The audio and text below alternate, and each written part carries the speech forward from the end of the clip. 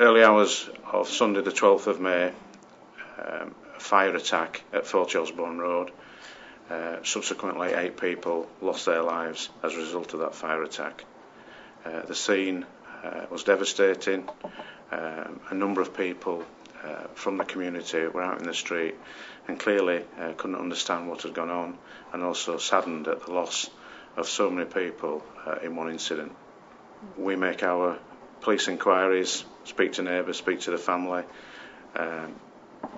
try to piece together what's gone on, and as a result of that we did make a number of arrests in those early few days, but at that time we didn't have the evidence, the forensic evidence and subsequently telephone evidence that implicated the 3 people that subsequently became on trial, along with Shahid Mohammed.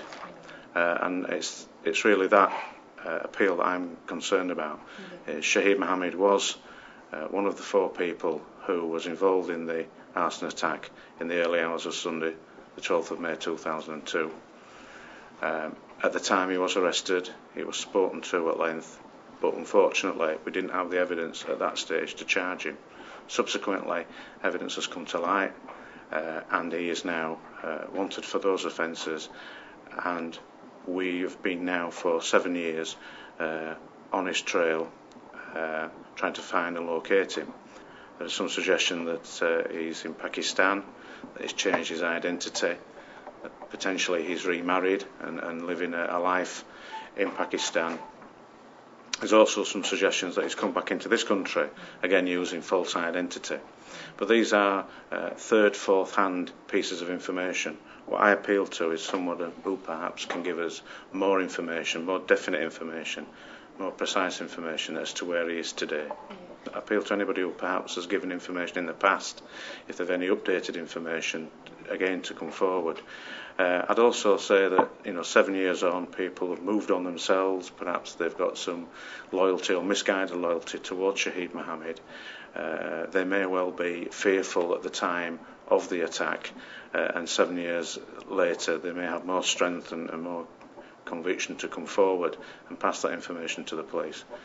It's always a difficult thing when it may be a member of the family or a close friend who's been responsible. But I would ask them to think about the Chisti family and the pain and suffering that they've gone on and still will go on forevermore. And at least if there is some closure from the legal side of it, then that might be one source of comfort to them. We, the police, have a job to do. We need to bring Shahid Mohammed back to face justice, and for him to explain his actions rather than some speculation as to what went on. Clearly, it's difficult for the family. 3 generations lost their lives. The family has moved on in some respects, but they can always remember that fateful morning back in 2002. And it's difficult for them to really make final closure when there's one person who hasn't been brought back to justice.